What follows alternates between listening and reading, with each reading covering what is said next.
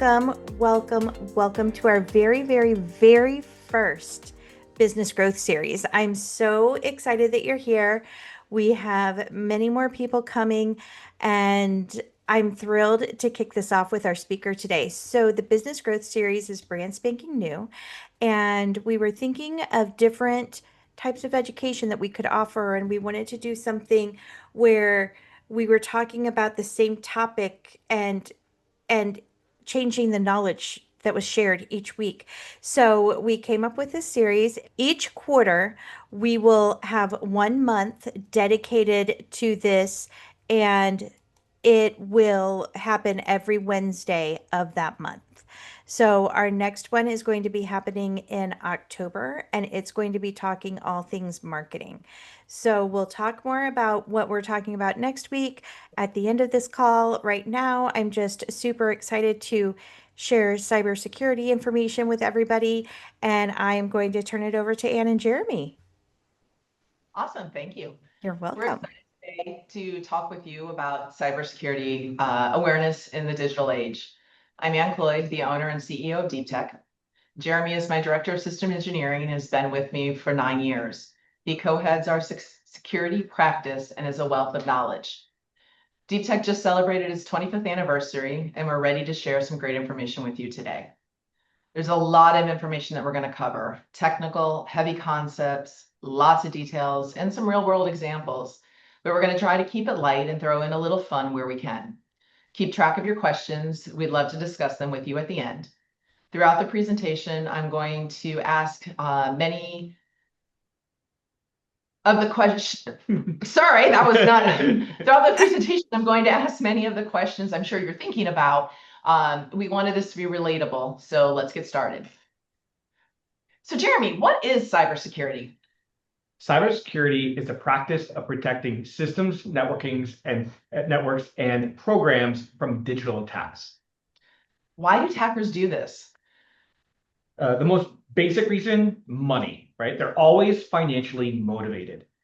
There are also 3 common ways in which they attack: credential harvesting, installing malicious or bad software, and then also direct financial exploit.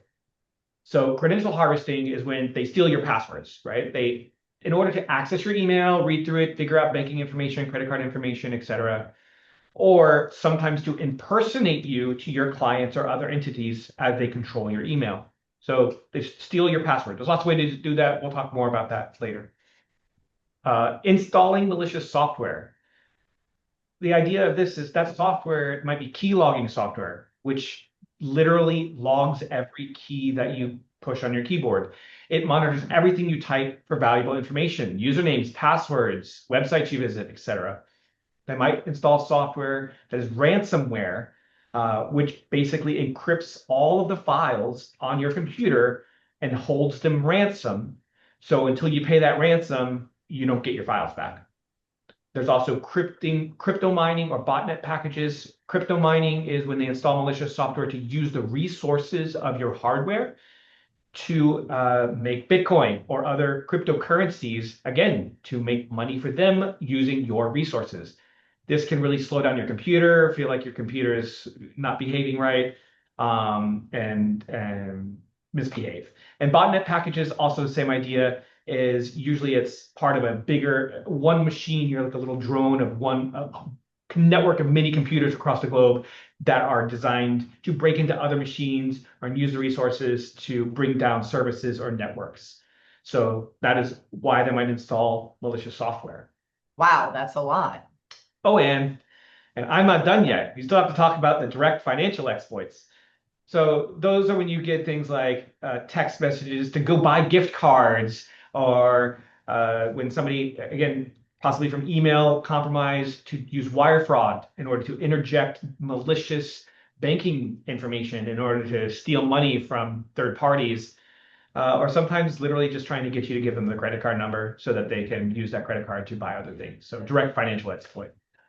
So although we talked about 3 ways here, distinct ways, right? Credential harvesting, malicious software, and direct financial exploit, they're usually used in tandem. So they'll steal passwords in order to get access to bank account, in order to steal money from you. They all work together. How do they normally get in? How do they achieve these attacks? First, there's two ways: tactical exploits and social engineering. So first, we're going to talk about tactical exploits. This conjures images of a hacker sitting at a keyboard, lots of screens, or even the Matrix with the code going up and down the screen. Usually, this is when people are attacking poorly configured websites or servers to gain control in order to control information coming in and out of them. Manipulating unpatched software bugs. So a computer has an update that you haven't run in 2 years. You might be vulnerable to an attack in order to get in from a technical perspective. Harvesting and attempting to use reused passwords from previous exploits. So how many of you have ever received a notice from a service or a product you used that there's been a data breach and that you should go change your passwords? So while these threats are real, what you usually don't see is the social engineering tactics used as the entry point for exploiting these vulnerabilities. So next is social engineering. Is that the stuff I always hear about, like phishing and all of these unsolicited text messages we get? That's exactly right. And it's not just phishing or text messages. It's also social media, multi-factor authentication, and malicious software installations. It's actually much easier for bad actors to trick people into giving away sensitive information or installing bad software that can kick off the technical exploits we just talked about. Think of a con man scenario. You love them. They win you over with their charm. They gain your trust, and then they con you. They take everything from you. So one of the most common ways of social engineering is phishing. The PH in phishing, which you'll see phishing is PHISHING, likely originated as a playful hacker-related version of actual phishing with a fishing rod and hook. So think of sending a hook out into the water to catch a fish, and you're just hoping you'll catch one. That's the idea of phishing. They send a lot of information out there, phishing emails, and they try to hook you to get you to click that link or download that file. So it has varied goals, like stealing passwords to gain access to accounts, or getting the employee to purchase digital goods like gift cards, or even directly wire money. This often uses spoofing, traditional spoofing, which is display name spoofing. Basically, it comes from another email address, but it's not actually from a legitimate email address. You mean like when I get an email that it says it's from you, Jeremy Blandon, but the address is something at randomdomain.com? That's right. That's right. So you always have to look at the actual email address it's coming from. Sometimes these messages appear to come from external sources or potential or current customers, but it's all to trick you in order to get more information. Again, all money behind it. It's always about the money. So outside of phishing is also social media attacks. There's a couple of different types of social media attacks. Most social media attacks don't consider your security as number one. So they're always not the most secure for logging in. So sometimes people can trick you to get in there from reused passwords or other phishing attempts that we've already talked about in order to get into your social media. Once an account has been breached and compromised, an attacker can use your personal or business social media page to drive your followers to alternative sites, whether that's for buying other products or stealing login information or credentials. But also by impersonating you, they use your influence for their gain. Also, spoofing accounts. Has anyone here ever wanted to go to a company's Instagram or Facebook page, and when you go to search for it, you get lots of results, and you don't know which one is which? Yeah, it happens to me a lot. Most social media platforms do not require some kind of verification to make an account with another name on it. This is similar to email spoofing in that they want to trick users to go to illegitimate pages with illegitimate links, and they siphon users away from the actual destination. This can steal and drive traffic away from your business, causing a loss of revenue. So this means for you as a business owner, make sure you have verified accounts with proper identification setups in order to show that this is your page.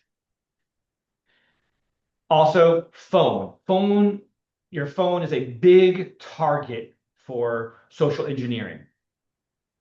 I'm going to start by telling you a story first. It happened to me recently. Totally 100% true story. I got a call while I was at the vet. I was with my dog, picking him up. He had some, he's getting older. And I was in the stress of paying for the vet visit and getting the dog out of the vet. I get a call from an unknown number. I decided to pick it up. I don't know why, my fault. But I picked it up anyway. And it was my credit card saying that I had a fraudulent charge on my account. Now, I had fraudulent charges on my account recently. So it could have been a legitimate thing because it could be.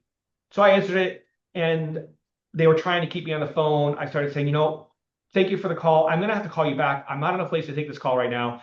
I'll call back the number on the back of my card and I'll reach out to you. And they started getting mad. They started getting angry at me. At that moment, I knew it was fraudulent because an actual bank would say, cool, call me back. They understand that. So for me, real world example, I picked up a call from an unknown number. Thankfully, I was not compromised at that point and moved on. These kind of attacks even happen to us. We might be a little more skeptical about them, but they do still hit us too. We are not immune from it. So the next is MFA-related attacks. MFA, multi-factor authentication, is intended to be a last line of defense. Even if a password is compromised, it prevents bad actors from using that password with your username to access your accounts in the systems. But there are ways to defeat it. One of those most common is MFA fatigue. So whenever you have a product like Google or Microsoft and you go to log in, a lot of times they'll send you a push to your phone where you can just say, yeah, that's me. I'm going to sign in. And it makes it super easy for you to say, that's me. That's awesome.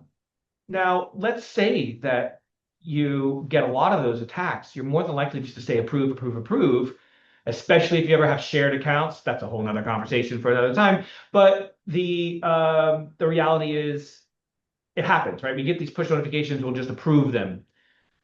Now, let's say a threat actor has compromised your username and password, and now they're trying to bomb you with MFA tokens to get you just to click it one time. The moment you just click it that one time, now they're into your account. Now you're compromised. You weren't compromised until you click that allow. So that's a way in which they can beat and defeat multi-factor authentication. The other way is man-in-the-middle multi-factor authentication interception. This is tied directly to phishing. You click a link, you think, oh yeah, I want to log into my Google account, and you go and you put in your username and password, and you approve the multi-factor that comes to you in order to say, yes, I'm trying to log into my Google account. I'm meaning to do that. Well, because that link you clicked was actually a spoofed site for Google, it wasn't actually Google. Now the attacker can grab all of your token and login information to be able to access your account. So make sure you're checking the URL of the site you're trying to go to. Got it. So I shouldn't just click any old link that I'm given. That is so true. And I'm prone to it too, right? No one is immune to this. We all have to be vigilant. The next is malicious software. So yes, this is social engineering. It relies on tricking people into downloading a program or going to a bad site, right? It is to trick you. It can be delivered via a phishing attack or even a shady link from a Google search. Sometimes a browser could have a bad search engine. It's actually not using Google, it's using Gaggle, or I'm making up a name. But it's using something that's not legitimately your search engine and could be taking you to bad websites. And once a piece of bad software is inside the walls, meaning not only on your computer, but within your network, it can look for holes, vulnerabilities, in order to exploit them, in order to not only compromise other parts of your computer, but possibly even use that account to spread in a network and compromise other machines and other users in your network. This is exactly how ransomware attacks happen. So just to go back, there's lots of parts about social engineering, right? We've talked about malicious software, MFA, phone, social media, and phishing, right? There's all of these things work together. There's no one thing at any given point. That was 5 ways of being social engineered. How do I protect myself from this? How do we mitigate these risks? Well, first, what does it mean to mitigate? Mitigate, in its most simple sense, does not mean to make the risk zero. if we wanted risk to be zero and all be safe out there in the world and not have to worry about anything, meaning we wouldn't be here right now, we'd turn off all technology and make it go away. The moment there is technology, the moment we're using email, using computers, using the internet, there's risk.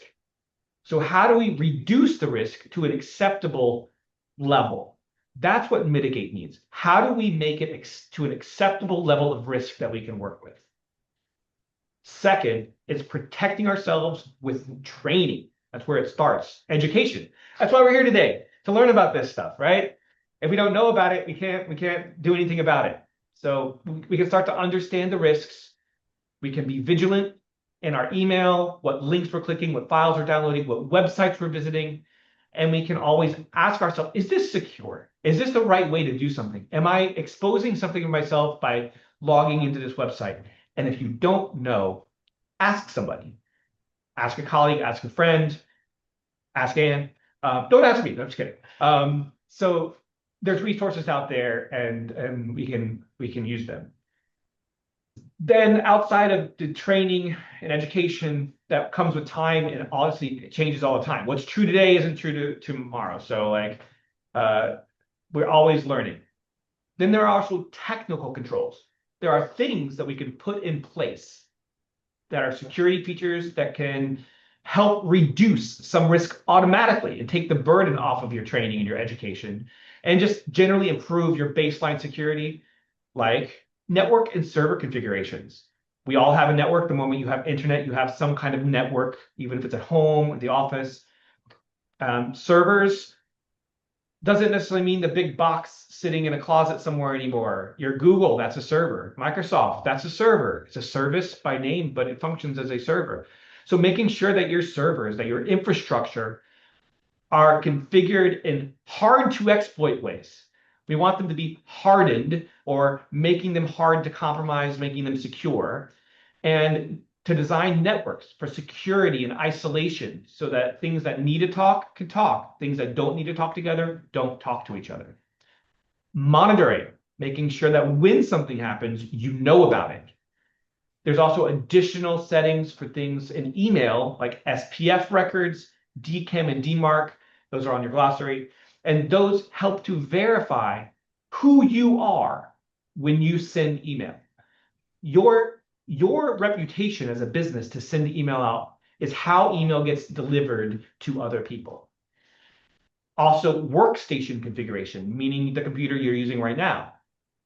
How many of you are admins versus non-admins on your machine? You don't have to raise your hand, but that is a level of risk that you might take. Yeah, we need to be admins, or maybe you don't. The idea of least access privileges. Do you need admin access to do your job? You might not. You might need a reduced level of admin. You might need no admin access to do your job. Antivirus.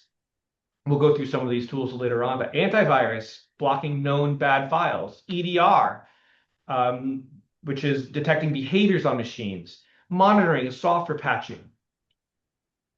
Patch management is another one of a technical control, making sure that your software is up to date.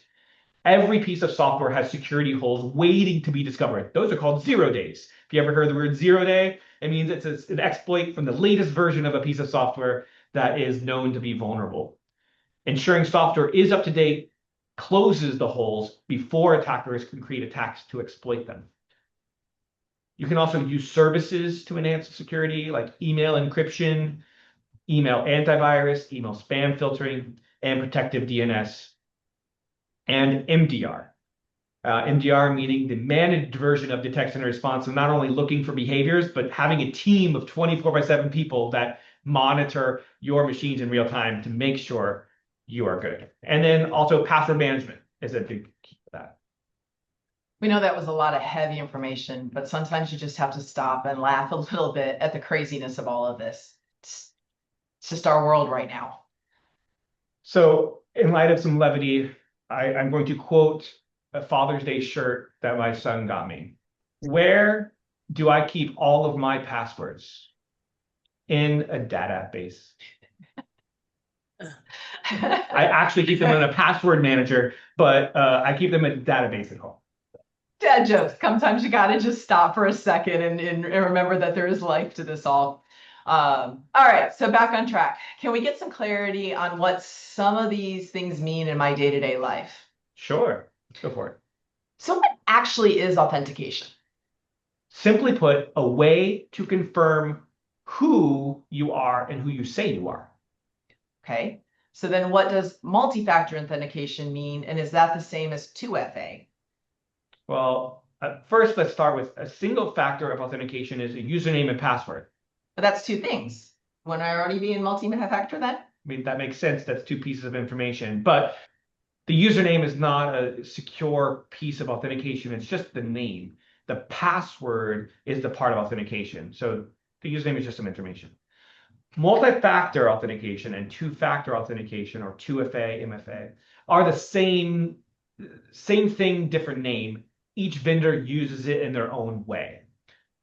Most common forms of multi-factor are SMS or texting, right? Text messages you guys get. Multi-factor applications like Google Authenticator, Microsoft Authenticator, and Duo. However, multi-factor, by definition, uses two or more of the following criteria. Something you know, My password, something you have, my phone or my multi-factor app, something you are. my fingerprint or my face. Yes, like a biometric, right? I keep seeing this new thing from vendors like Google, a passkey. What is that? So passkeys have actually been around for a while, even though it's a new hip phrase to be using. They've been, if anyone has ever heard of a YubiKey, which is a hardware key, you can actually plug it into a computer. The best things about not only YubiKeys, but passkeys in general, is that they are non-phishable. So let's go back to the phishing for a moment. What is phishing? And you click a link and it takes you to a bad link, and you put in your username, you put in your password, and you click the approve on your multi-factor app to get into your Google, then you're compromised. Imagine instead of having to put in any of that information or only some of that information, but you have the pass key protecting that information. If you're in a bad website from a phishing link, there is no way for the website that you're trying to log into to know about your key. So you will never be able to log in to a bad website with a phishing resistant pass key. So they're tied between a public and private key pair for those that are interested. Other names for passkeys are passwordless authentication, device key, which is sometimes leveraged in a keychain or in a password manager. And behind all of this is the protocol, right? The thing that makes this all work the way it does is called WebAuthn, one word, WebAuthn. So whether it's called a passkey, passwordless authentication, device key, YubiKey, that's all built on the same secure protocol called WebAuthn, which is a phishing-resistant multi-factor authentication.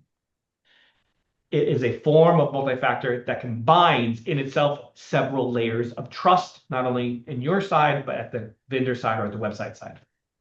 But doesn't having a password manager remove the need for all of this? I have unique passwords now.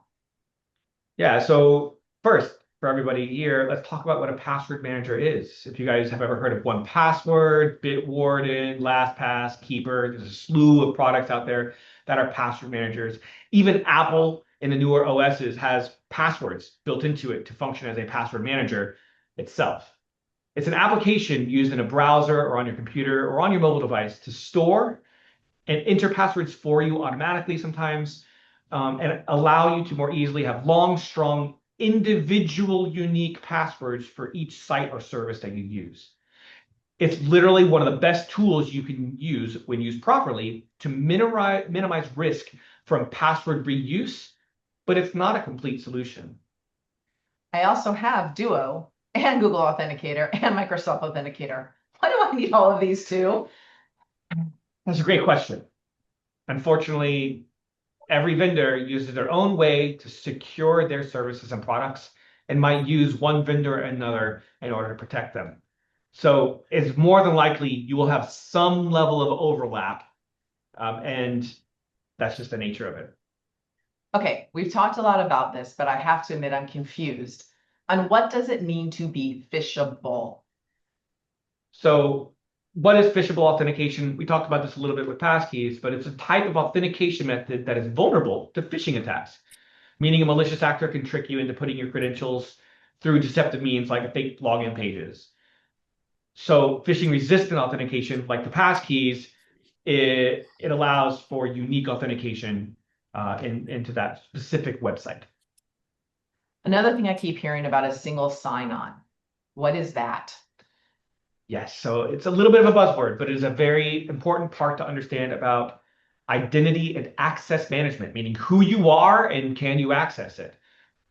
An authentication solution that allows users to log into multiple applications and websites with one-time user authentication.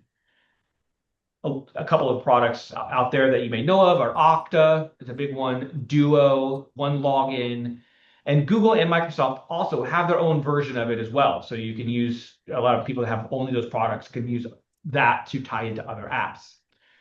Most of the above products are security products by definition, and besides making it easy to sign in, can do such things as device trust to allow only company devices to access company resources, or in some cases, use company devices to only access certain critical parts of infrastructure, while most everything else can be available. This actually adds very good security level to business resources for granular application control, who gets access to what, and permissions, and makes it really hard for attackers to get in. So what are some good practices for me to follow? Number one, don't send passwords. Don't reuse passwords. It's so important. I'll say it again. Don't send passwords. It means through email or texting. Don't send passwords. Also, don't send other sensitive information via email. Credit cards, social security numbers. There are many encrypted email platforms like Zix or even one-time clickable links that when you can send something encrypted, the moment somebody clicks it on the other side, they get it and then it's gone, right? Otherwise, communicate sensitive information in the analog world only. Write it down on a piece of paper, have them shredded after they document it themselves. Ironically, fax is still considered secure. Right. I don't know how many people still use it, but it is still considered a secure form of communication because it is still built on the analog systems. Another way is use a password manager to keep unique, strong passwords for services.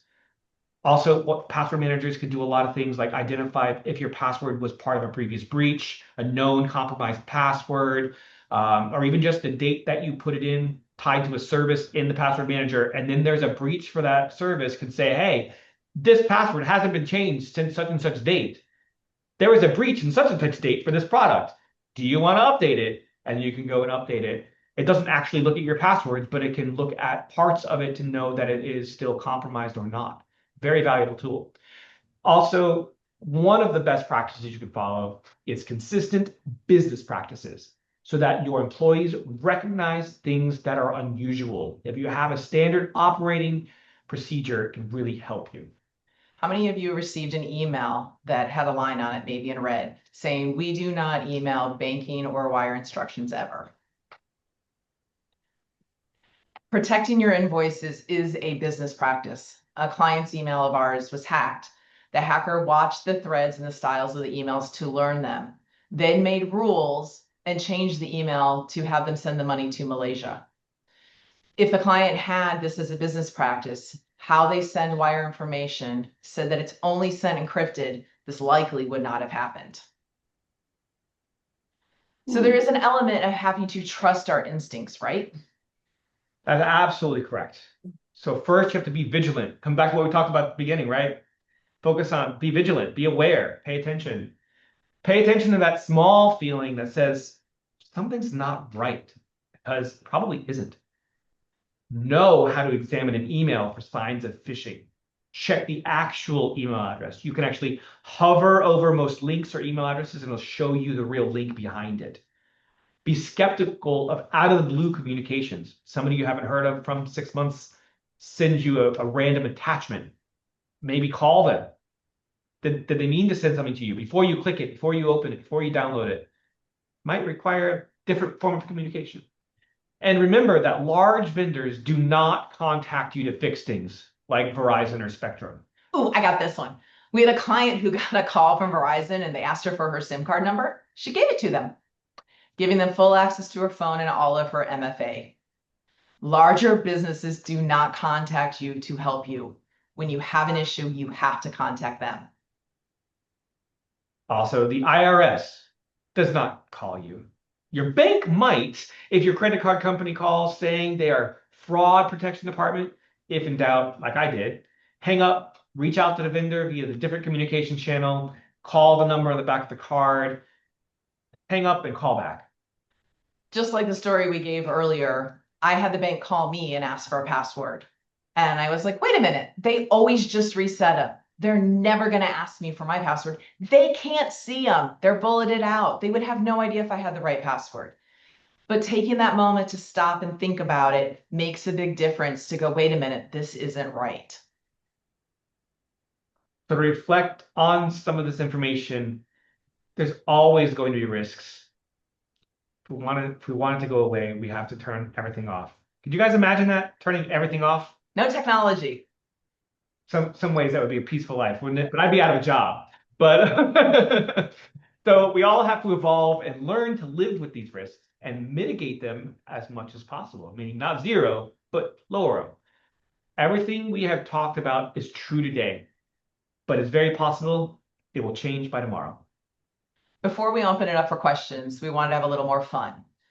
Not only is there fishing, there's Freaking, smishing, vishing, spearfishing, whaling, and quishing. Okay, that's enough. What questions do you have for us today? Clarissa has questions. What's the most common cybersecurity mistake you see organizations make? Most common cybersecurity mistake. Not teaching their staff.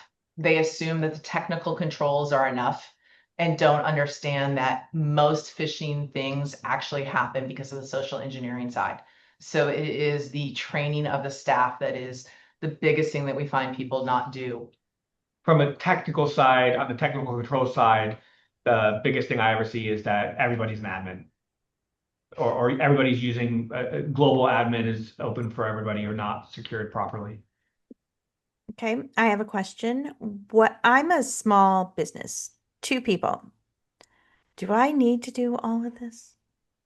Unfortunately, yes, because you're just as vulnerable to having somebody call you and say, hey, Tanya, and give you information about yourself and then have you give information to them and have it be incorrect or, have it be phishing. We're all vulnerable to it, even us. It's every day that we see this stuff too. Literally a couple weeks ago, 8 of my staff within an hour were all like, did you text me? Nope, I did not. Mm. So unfortunately, size doesn't matter in that regard.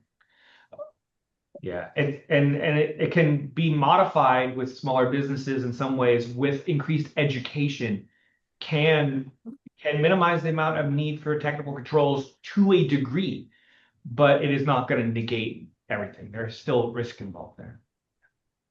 So Laura asked in chat, are there video trainings that you recommend? We actually use a training service with our clients that fishes them and then has a lot of different videos because they are very specific to this purpose and from a security company versus just things like that are on the internet where you have to try to vet them yourself of are they accurate or not. I don't know any off the top of my head that are generally available, but I'm happy to do a little looking to see if we can share any. And along those lines, some of the other tools that you mentioned, where can we get these? It depends. I mean, for us, we resell a lot of stuff and work with our clients to put them in place to help them. Normally, you have to go to your IT department. Unfortunately, a lot of these things are not sold to the general public directly because they require configuration. They require understanding compatibility with, are you a Mac user? Are you a Windows user? What do you have? To make sure that they get configured and implemented correctly. So the first thing you need to do is go to your IT team, talk to them about, what these are and what my risks are in those realms. And then they can help you to find the right product. Happy to talk to anybody about it, but that is normally the channel that you have to go through.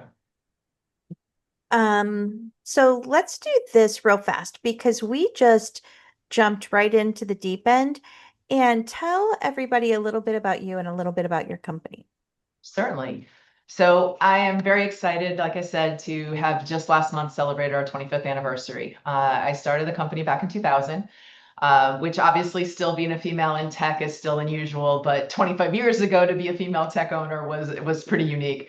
I very much enjoyed the challenges over the years of earning the respect of my clients and my team and being able to grow the company. And now, 25 years later, I've done 3 acquisitions. I have a team of 31 people. We support over 225 active clients.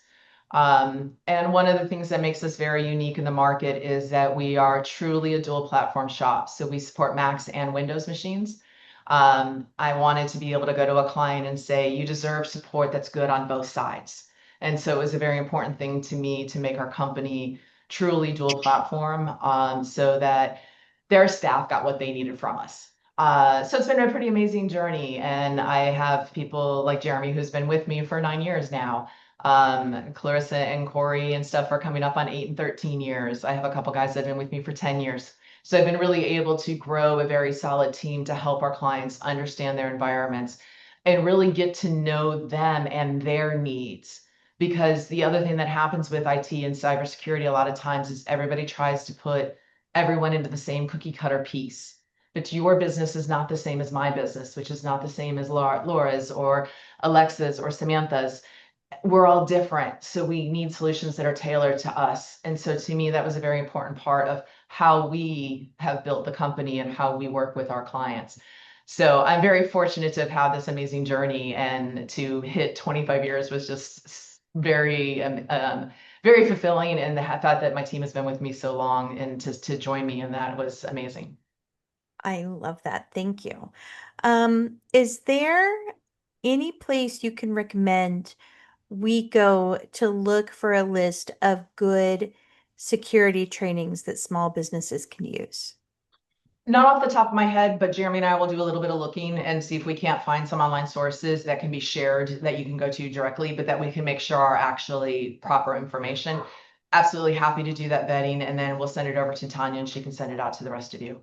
And as a thank you to those of you that showed up, we'll just send it to those that are here on this call.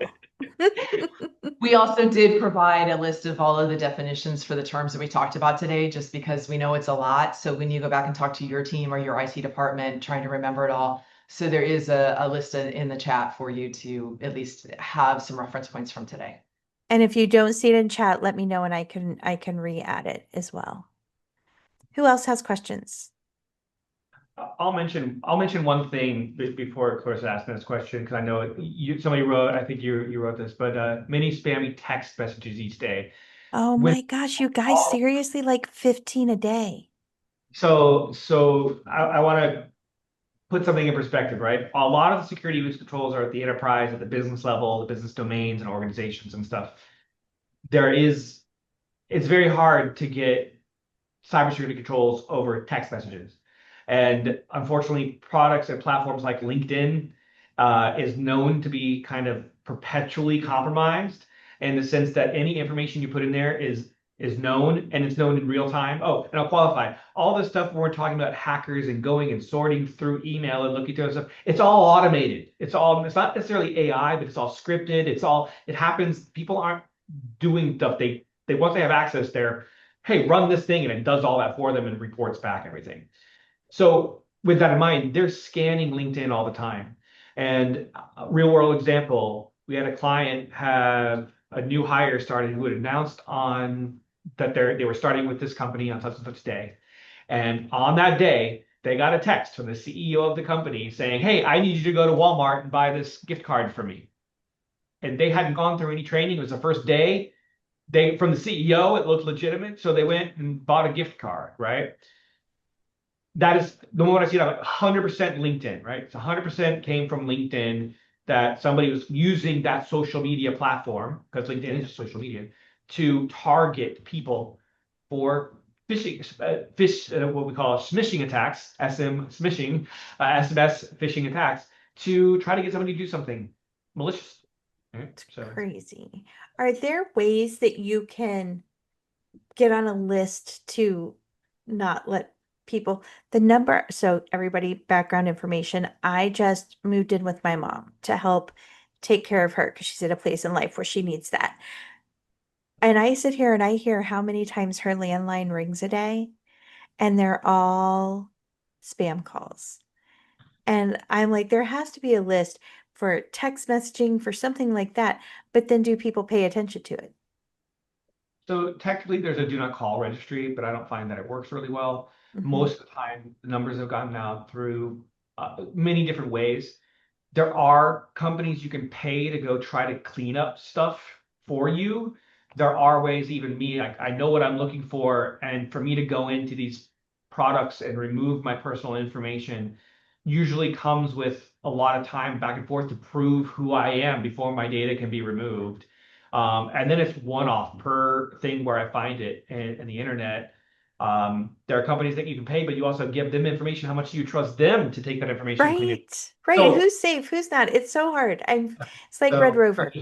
yeah. Absolutely. So there's no really good answer, unfortunately. It's you block the number, you mark it as spam. You again, part of this is when you mark it as junk, right? If you're on an iPhone, sometimes it says, "Hey, I want to delete this and mark it as junk." Yes. That flags that number to the carrier that this is a malicious phone number, a spamming phone number. Over time, their reputation will be flagged, and that number will have less success sending text messages. Okay. So the reporting of that, not only the text side, but even your email, you flag a sender as junk or spam, that sends it, that marks that domain and that sender as potentially malicious. And as you do it more and more and more, or more people across the globe do it for that account, for that one email address, it reduces their reputation and makes them become a spammer, and they get blocked by block lists that are handled in the world at large. And that ties into spam filtering to allow spam to be blocked before it gets to you. That starts to really prevent it before it even gets to Google or Microsoft. So the reputation by marking things as junk over time Does can help. does help, but it helps. It's a constantly moving target though, right? And as Right. other domains get compromised, other accounts get compromised, it becomes a moving target, but you just gotta stay on it. So it does help to mark text Yeah. messages and email as junk. Yes. Okay. There, Doesn't everybody, always there's feel a way like we it can at all the each time, do our but it part. exactly. It doesn't always feel like it at the time, but it definitely, if we all actually do it, it does help. Okay, perfect. Any other questions from anyone? It's a quiet group today. Clarissa. What can you do to protect your social media accounts? Or is there anything you can do? Multi-factor. Add all the multi-factors you can to it if you want. Pass keys if you're available. If you have a password manager that can store your pass keys. Unique password. Don't use reuse passwords. If you have really strong security on your Google personal Google account with a passkey or password with off, you can use that Google to sign into other social media platforms. That is pretty secure. That is a good way. That starts to make your own little personal single sign-on. Your Google account's really secure, and then you can only sign into your social media via that account. So really pay attention to the security settings. And with social media, really look in each platform, they have their own settings. Look to see what you're sharing publicly, what you're sharing with friends, what you're sharing with friends of friends. Usually you can control what parts of your data are seen within the social media platform. Go in and look that up. What are you sharing out? Is everything every person you contact and your friends, are those posts from your page being shared that everybody else can see too? So go in and look at the settings in your privacy settings of your social media. Every platform is different, but you can Google it. There's lots of documents out there about how to secure Facebook or Instagram, etc. If, let's say I do get phished and I click on something, what's the, and I do it at my work, where you work, what's the one critical kind of step that companies overlook when they're responding to like an incident? Or what should they be doing? Kind of what's the top thing that now that you've been compromised, what do you do? Call your IT company. Yeah. Second is call your cyber insurance company. Depending on how far the breach goes, the cyber insurance, if you have coverage, will only cover and handle if there's a real breach, if you've involved them from day one. But a lot of times the client isn't comfortable just talking to the insurance company by themselves. So that's why we recommend they call us, and then we immediately call the cyber insurance and then take the necessary steps from there. Obviously, if it's not that big of a breach, then we're able to just walk them through. So first, I would say is you call your IT company. Second is you call your cybersecurity insurance. I'll say something I see just to clarify that, which is exactly correct. There's a lot of people clicked on a link. They're like, oh, I clicked on a bad link. Oh, it's okay. I don't see anything bad happening on my machine. A week later, they get an email from a friend. Hey, why are you sending me 1,000 messages a day? And then they realize that that breach from a week ago was that link that they clicked was the breach. And now their account's been compromised for a week. Now we have something bigger to look into because we have to look through a whole bunch of stuff that's probably likely deleted by the attacker. So that is the moment you click on a link, you think it's okay, still call your IT because we can look and see was it probably we're going to lock out your account. We're going to sign you out of all sessions. We're going to force change your password and even reset your multi-factor, even just for clicking a link. But then you know that even if it was a breach, you're secure at that moment. It's one of those places where better safe than sorry. Yeah. I was sitting with my son one day and he looked at me and he's like, "Hey, Mom, you just bought a huge jacked up pickup truck." And I'm like, "What?" And he's like, "Here on Instagram, you did it." And I'm like, "What?" And he's like, "Yeah, you did really good in cyber coin or whatever." And I'm like, "What?" And then my phone started blowing up with everybody, "Tanya, you just sent me a DM. Is this really you?" And I'm like, "No, stupid people." Megan, good question. An IT company. So for most small businesses, you're not setting up and supporting your computers yourself. So you've hired someone to do the technical side for you. Sometimes referred to as a managed service provider, sometimes an IT company. In a large organization, you have an IT department that you would go to. Any of those can be the IT company that you use, basically someone that you work with to help to support your technical environment.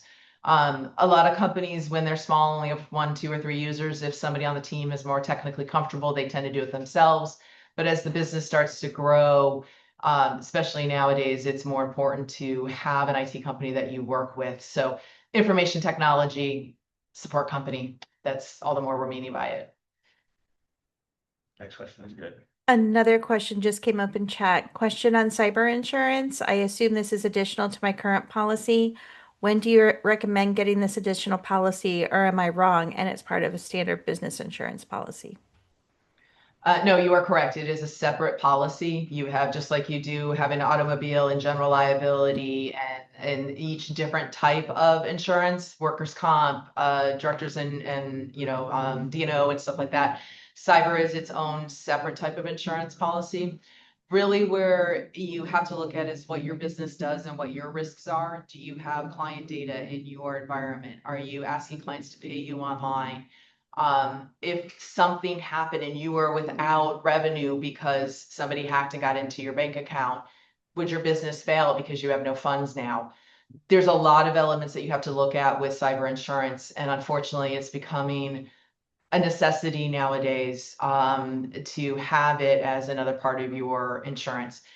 The insurance carrier to do your cyber policy is going to ask you about some of the things that we've spoken about today, like do you have antivirus? Do you have EDR? Do you have these services? Do you have an agreement with a support company to cover you? A lot of those parts are going to be part of their questionnaire to you before they would consider what a policy for you would be. But it is definitely its own separate policy normally. It can be a rider or an add-on to your current, but it's definitely a separate section and not included by default. And I will say that as years go by, the requirements of cybersecurity just to get coverage at all changes and always requires more. And those questionnaires, those are, I mean, honestly, we spend a decent amount of time looking with our clients at their cybersecurity policies to make sure they have what they need because the forms are confusing. So that is definitely work with, if you have an IT department, anyone technical, by all means, pull them into conversations about your cybersecurity insurance if you don't know what things mean. Last question. Can it help to use a VPN service? And if so, should we have it on all employee computers? Uh, so I want to clarify, there's two different functions of what a VPN service means. There is one, the virtual private network, in a sense of you're outside of the office and you want to VPN into your network in order to access internal resources. That is a really good thing if you have that in your business, and you are able to do that kind of service. It requires infrastructure at your office, whatever. More and more clients are becoming fully cloud, so the VPN in that regard is not always applicable, but that is a good thing for business. There's also a lot of, if you're driving, I don't know if you're all in New York City, but there's a big sign for Mulvad VPN going down the West Side Highway. And it's a service provider that provides a privacy VPN, which is as opposed to a access VPN for services. And a privacy VPN, it protects all of your data in transmission from your computer to wherever you're going. I want to qualify what that means is right now, your information goes from your device, call it through your internet provider, like a Verizon or Spectrum or whatever, Fios, and then goes along the chains of the internet until it gets to its destination. With a VPN service, it encrypts all that communication prior to hitting your internet service provider or even leaving your computer if it's an agent on your computer.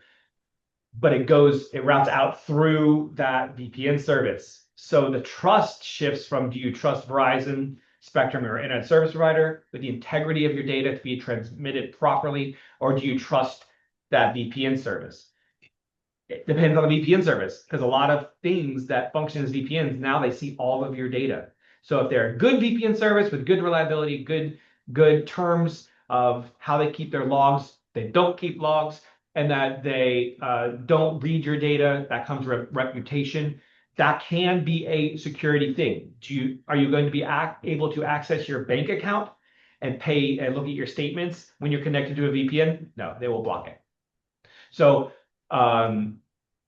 just know that the VPN privacy service, there's some services out there. Some of them are legitimate and really good. Some of them will steal all of your information. And when I mean all of your information, if they're really a bad actor and have convinced you to install this free product and route all of your information from your computer over it, they can literally see everything that you're doing by the nature of it. So be mindful, be careful. It can have its value. I wouldn't say you would run it all the time, but it can have its purposes 100%, especially if you're traveling. That can be really valuable. I realize everything we've gone over today is kind of makes using your technology scary, but a lot of this comes down to trusting your gut instinct. Yeah. Does this seem right or wrong? Does a large vendor call me for help? Do they have access to verify my, a lot of these things we spoke about today, if you trust your gut instincts about it, you're going to stop the majority of this happening. And then we just have to slow down a half a step and not just click on every single email and, like the MFA fatigue, not hit go on every time it pops up on our phone thinking it's our assistant, etc. Of just taking those little steps back and paying attention to those parts of it right there stops a lot of these things from happening. But really, I'm going to say it again, trust your gut instincts, pay attention to what you're feeling about it. Because usually if your gut's saying there's something wrong here, there is. Additionally, if something seems too good to be true, it probably is.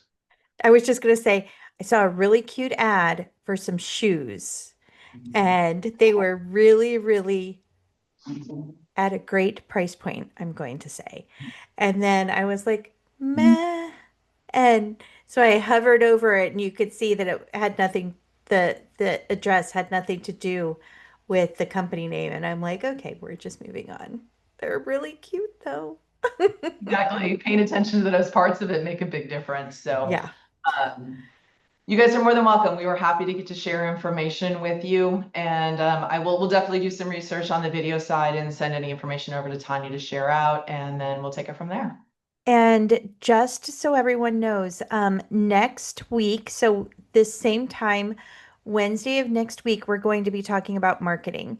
And then the week after that, we will be talking about resources, technical resources for everyone to use. And then that last Wednesday in August, we will have all three, four, if Jeremy joins us, of our speakers here for a town hall. So everybody can ask questions that you've thought of throughout the month. You can come back and ask Ann any more questions that you can think of. So Yep, I will be please. back. I know, I can't wait. I can't wait to just jump into the series. It's going to be so much fun. So please go to the website, check everything out, and hopefully we'll see you back here Wednesday of next week. And Jeremy, thank you so very much for joining us today. And I will see everybody soon. Thank you. Thanks, everybody. Have a great day.